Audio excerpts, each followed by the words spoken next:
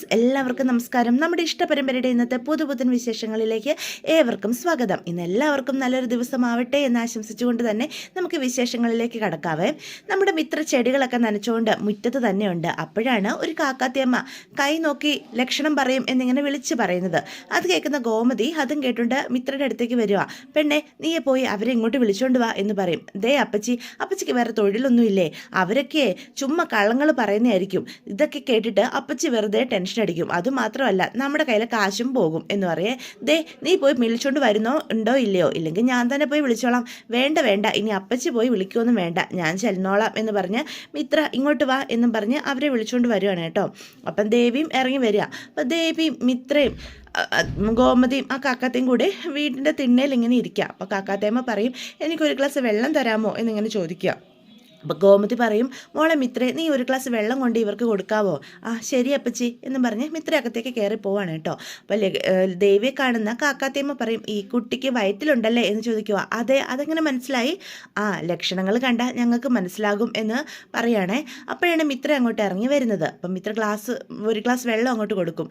അന്നേരം മിത്രയുടെ ചെവി ഗോമതി പറയും, ഇപ്പോൾ തന്നെ കണ്ടില്ലേ, ദേവിയെ കണ്ടപ്പോൾ തന്നെ പറഞ്ഞു ദേവി ഗർഭിണിയാണെന്ന്.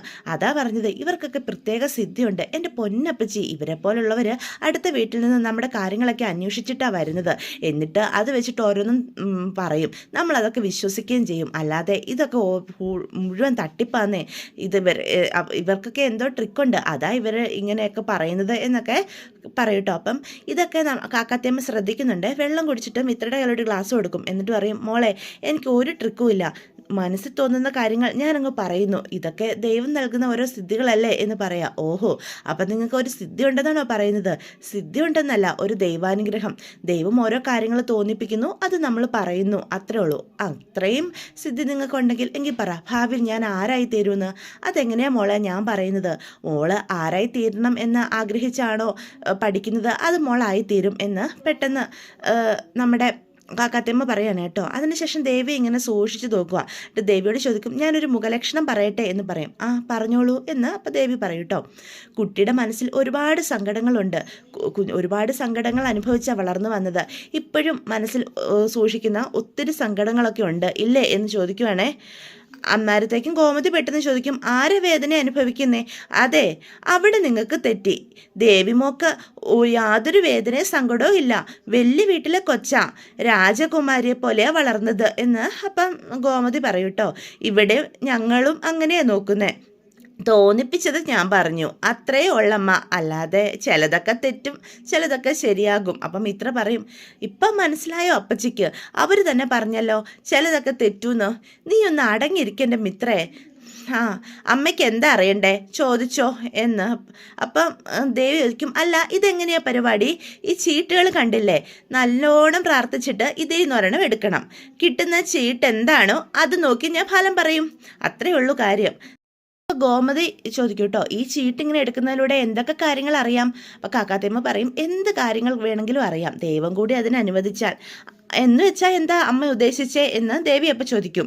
ഈ ചീട്ട് ഓരോന്നും ഓരോ സൂചനകളാണ് മോളെ, നല്ലതിൻ്റെയും ചീത്തയുടെയും ഒക്കെ സൂചന. നിങ്ങൾ ഏത് ചീട്ടാണോ എടുക്കുന്നത് അതനുസരിച്ചിരിക്കും ഒരാളുടെ വിധി. അതാ ഞാൻ പറഞ്ഞത്. എന്താ നോക്കേണ്ടത്?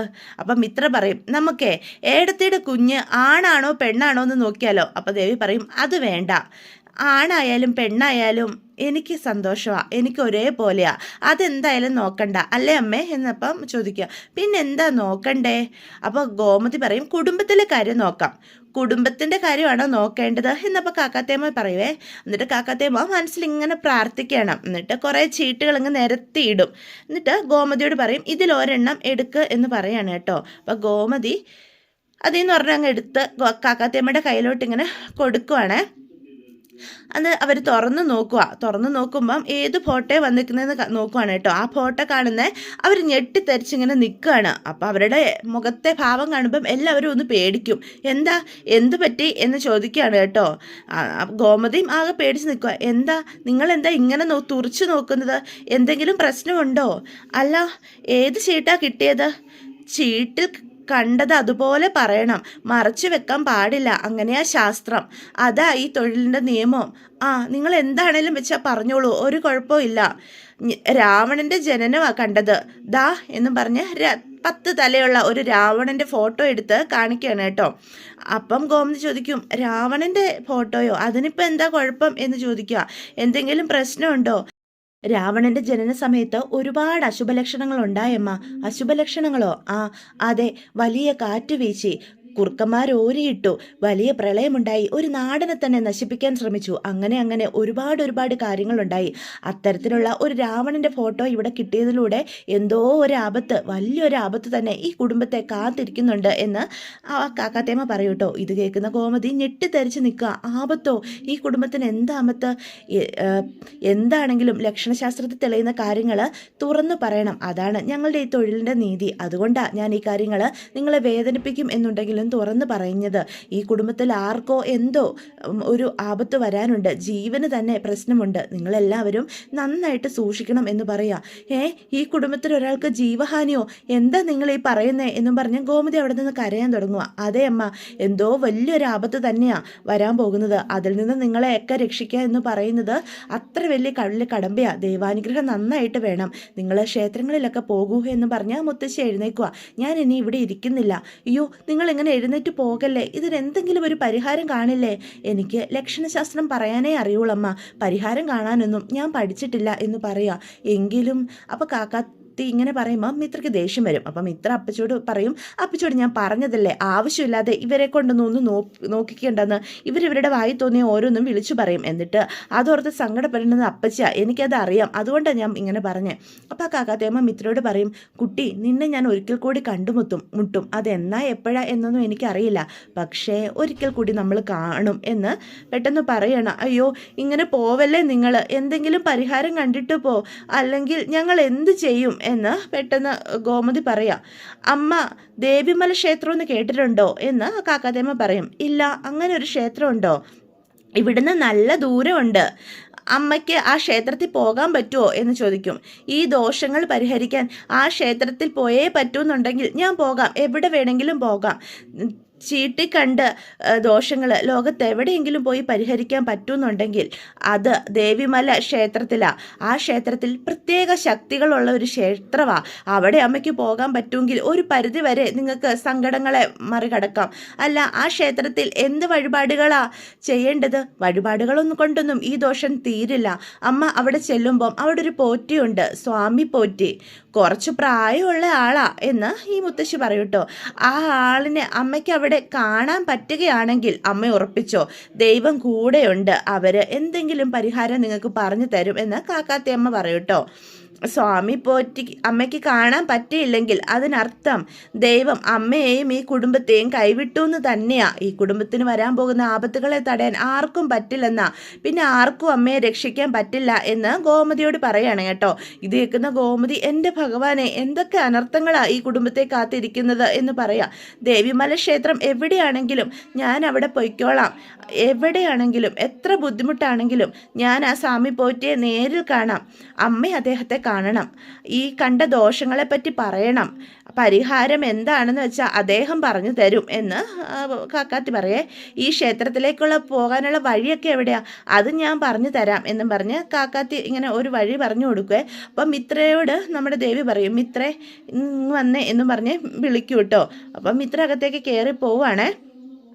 അതേസമയം കാക്കാത്തി നമ്മുടെ ഗോമതിയോട് വഴിയും അമ്പലത്തെ പറ്റിയും എല്ലാ കാര്യങ്ങളും പറഞ്ഞ് മനസ്സിലാക്കി കൊടുത്തുകൊണ്ട് വരികയാണ് കേട്ടോ. എന്നിട്ട് അത് കാക്കാത്തിയുടെ നേരെ നീട്ടും. അപ്പോൾ കാക്കാത്തി അത് നിരസിക്കും.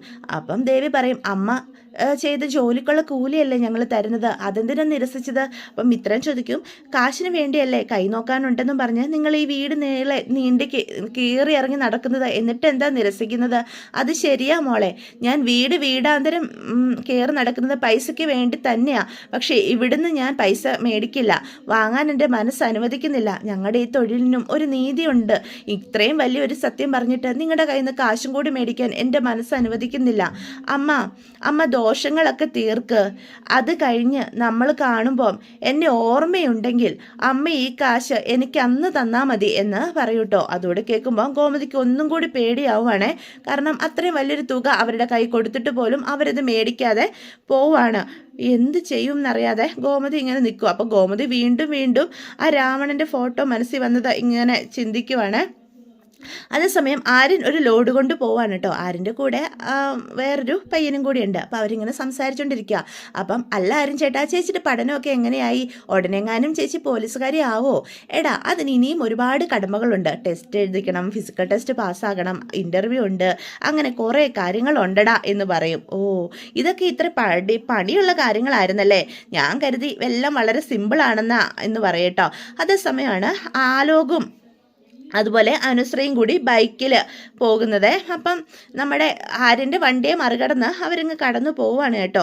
അനുശ്രീ ആണെങ്കിൽ ഹെൽമെറ്റൊക്കെ വെച്ചിട്ടുണ്ട്, ആരും തിരിച്ചറിയാതിരിക്കാനായിട്ട് കേട്ടോ.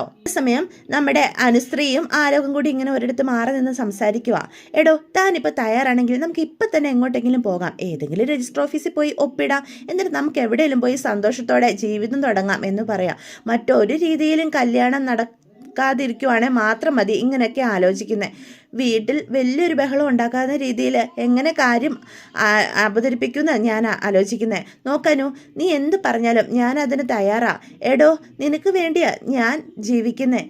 സത്യം എടോ, ഞാൻ സത്യം ചെയ്താലേ തനിക്ക് വിശ്വാസമാകുന്നുണ്ടോ? അല്ല, അങ്ങനെ സത്യം ചെയ്യുമ്പം ഒരു സന്തോഷം കിട്ടും, അത്രേ ഉള്ളൂ എന്ന് പറയാം. എങ്കിതാ സത്യം ചെയ്യുക, എനിക്ക് വേണ്ടിയാണോ ജീവിക്കുന്നത്? അതെ. അപ്പം പെട്ടെന്ന് കുറച്ച് പേരങ്ങോട്ട് വരികയാണേ. എന്താണ് ഇവിടെ ഇരുന്നെന്ന് ഇത്ര സംസാരമൊക്കെ എന്ന് ചോദിച്ചാൽ 2-3 ചേട്ടന്മാർ അവിടേക്ക് വരിക. എന്താ, ഇവിടെ കുടുംബമായിട്ട് താമസിക്കുന്നവരൊക്കെ ഉണ്ട്. അല്ല, അതിന് ഞങ്ങൾ എന്ത് ചെയ്തു? ആലോക് പറയും, ഞങ്ങളും കുടുംബത്തിൽ നിന്ന് വന്നതാ. തൻ്റെയൊക്കെ പ്രശ്നം എന്താ? ഇത് പബ്ലിക് സ്ഥലമാണ്, ഇങ്ങനത്തെ പണിക്കൊക്കെ ഇങ്ങനെ വേറെ സ്ഥലം നോക്കണം, നിങ്ങൾ വേഗം സ്ഥലം വിടാൻ നോക്കുക. അപ്പോൾ ആലോക് ചോദിക്കുക, നിങ്ങൾ എന്തൊക്കെയായി പറയുന്നത്? നോക്കി കണ്ട് സംസാരിച്ചില്ലെങ്കിലേ ഷേപ്പ് മാറും. ആലോക്, വേണ്ട, നമുക്ക് പോകാം, ചുമ്മാ ഇരിക്കാനോ. കുറേ സദാചാര പോലീസ് ഇറങ്ങിയിരിക്കുന്നു. സദാചാര പോലീസല്ല, സാക്ഷാൽ പോലീസ് തന്നെ ഇവിടെ വരും. എന്നാൽ നിങ്ങൾ വിളിക്കട പോലീസിനെ എന്ന് പറഞ്ഞ് ആലോക് അവരോട് പ്രശ്നം ഉണ്ടാക്കും കേട്ടോ. അങ്ങോട്ടും ഇങ്ങോട്ടും കയ്യാങ്കളിയാവേ. അപ്പോഴാണ് ലോഡ് ഇറക്കിക്കൊണ്ട് ആര്യൻ അവിടെ നിൽക്കുന്നത്. അപ്പോൾ ആര്യൻ്റെ സൗണ്ട് കേട്ട് അങ്ങ് നീങ്ങി നോക്കുവേ. അല്ല വേറെ അവിടെ നിൽക്കുന്നൊരു ചേട്ടനോട് അപ്പോൾ ചോദിക്കും, അവിടെ എന്തോ ഒരു ബഹളം കേൾക്കുന്നത്? ഓ, അതോ, ഒരു പെണ്ണും ചെറുക്കനും കൂടി അവിടെ നിന്ന് വർത്താനം പറഞ്ഞുകൊണ്ടോ ഒക്കെ ഇരിക്കുമായിരുന്നു. അവർ തൊട്ടും പിടിച്ചു ഇരിക്കുന്നത് കണ്ടപ്പം ആൾക്കാർ കൂടി ഇവിടെ ഇങ്ങനത്തെ പരിപാടിക്കൊന്നും പറ്റില്ലെന്ന് പറഞ്ഞു. ഇന്നത്തെ കാലത്ത് പെൺകുട്ടികൾക്കും ഒരു ശ്രദ്ധയില്ല, ആണുങ്ങൾക്കും അതെ. ഏതോ നല്ല കുടുംബത്തിലെ പെണ്ണാ അതിനെ വിളിച്ചിറക്കിക്കൊണ്ട് ഈ പരിപാടി എന്നൊക്കെ പറയൂ കേട്ടോ. അപ്പം അതൊക്കെ ശ്രദ്ധിക്കുക. പോലീസ് പറയുന്നത് കേസെടുക്കാൻ വക്കില്ലെന്നാ, നാട്ടുകാർ ഇടപെടാൻ തീരുമാനിച്ചിരിക്കുക. അതിങ്ങനെ എന്തോ കാര്യമാണ് അവിടെ നടന്നുകൊണ്ടിരിക്കുന്നത് എന്നൊക്കെ പറയൂ കേട്ടോ. അപ്പം ആലോകിനെയും അനുശ്രീനെയും ഇങ്ങനെ നോക്കുവാണ് ആര്യനെ. അപ്പം ആലോകാണെന്ന് മനസ്സിലാകും, കൂടെയുള്ളത് അനുശ്രീയാണെന്ന് പെട്ടെന്ന് തിരിച്ചറിയില്ല. അപ്പം ആര്യൻ്റെ കൂടെയുള്ള ചെറുക്കനോട് പറയും, എടാ വാ നമുക്ക് പോയി നോക്കാം എന്ന് പറയും. അപ്പം അവരങ്ങോട്ട് ചെല്ലുവാണേ. അപ്പോഴത്തേക്കും നമ്മുടെ അനുശ്രീ ആണെങ്കിൽ ഒരു വിധത്തിൽ ആലോകിനെ എല്ലാവരിൽ നിന്നും രക്ഷപ്പെടുത്താനൊക്കെ ആയിട്ട് നോക്കുന്നുണ്ട്. അപ്പം ആര്യനാണ് അവിടെ നിന്ന് ഇങ്ങനെ നോക്കുക, ഇച്ചിരി അകന്ന് നിന്നാണ് ആര്യ നോക്കുന്നത്. അതുകൊണ്ട് തന്നെ കൂടെയുള്ളത് അനുശ്രീയാണെന്ന് വ്യക്തമാവുന്നില്ല. അപ്പോഴത്തേക്കും പെട്ടെന്ന് അനുശ്രീ ആണെങ്കിൽ ആര്യനെ കാണുവേ. അയ്യോ ആലോകെ, ദേ ഏട്ടൻ നിൽക്കുന്നു, ഇനി ഇവിടെ പ്രശ്നം ഉണ്ടാക്കല്ലേ, ഏട്ടൻ എന്നെ കാണുന്നതിന് മുന്നേ എങ്ങനെയെങ്കിലും നമുക്ക് ഇവിടുന്ന് പോകണം എന്നും പറയട്ടോ. എന്നിട്ട് ഒരു വിധത്തിൽ അനുശ്രീ ആലോകിനെ വലിച്ചുകൊണ്ട് തിരിഞ്ഞങ്ങോട്ട് പോവാം. അതുകൊണ്ട് തന്നെ കൂടെയുള്ള പെണ്ണ് അനുശ്രീയാണെന്ന് ആര്യന് മനസ്സിലാവുന്നില്ല കേട്ടോ. എന്നിട്ട് ഹെൽമെറ്റും വെച്ചുകൊണ്ട് അനുശ്രീ ആലോകിൻ്റെ വണ്ടിയുടെ പിന്നിൽ കയറി പെട്ടെന്ന് അവിടെ നിന്ന് കടന്നു പോവുക. അപ്പം ആര്യനൊരു സംശയം തോന്നും, ആ പെണ്ണേതാ?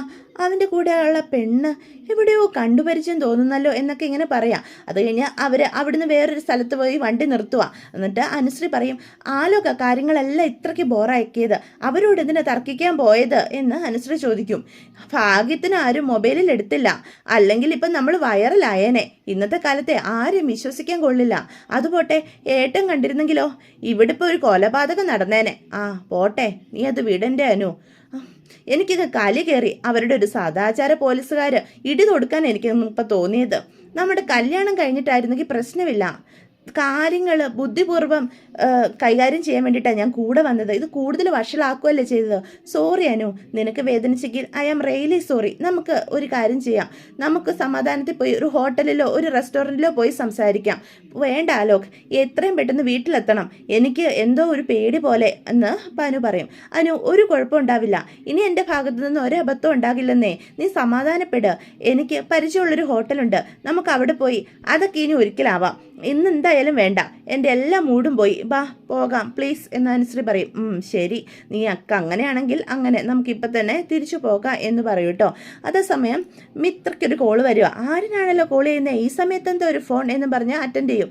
വേറൊന്നുമില്ല, ഞാൻ വെറുതെ വിളിച്ചതാ മിത്ര എന്ന് പറയേ. അല്ല, അവിടെ എന്താ പരിപാടി? ഓ ദേ ഇവിടെ ഇരുന്ന് പഠിക്കുന്നു, അല്ലാതെ എനിക്കെന്ത് പരിപാടി? ബാക്കിയുള്ളവരൊക്കെ എന്ത് ചെയ്യുന്നു? ഇവിടെ ദേവിയെടുത്ത് റൂമിലുണ്ട്. മീൻ ചേച്ചി ഓഫീസിൽ നിന്ന് വന്നിട്ടേ ഉള്ളൂ, ഇപ്പം കിച്ചണിൽ എന്തോ ജോലിയില്ല. അല്ല അനു എന്തേ, അവിടെ ഇല്ലേ അവള് എന്ന് ആരും ചോദിക്കുക. അനുമോള് ദേവിയെടുത്തിട്ട് കൂടെ ഉണ്ടോ എന്ന് വീണ്ടും ചോദിക്കുക. ഏടത്തിയുടെ കൂടെ ആരെങ്കിലും വേണമെന്ന് പറഞ്ഞിട്ടുള്ളതല്ലേ? ഞാനും മീനു ചേച്ചിയും ഏടത്തിയുടെ കാര്യങ്ങളൊക്കെ ശ്രദ്ധിക്കുന്നുണ്ട് എൻ്റെ ആര്യ. പിന്നെന്താ, അനുവിനോടും പറയണം. അതിന് ഇവളിവിടെ ഉള്ളപ്പോഴേ ഏടത്തിയുടെ കാര്യങ്ങൾ അവളും ശ്രദ്ധിക്കാറുണ്ട്.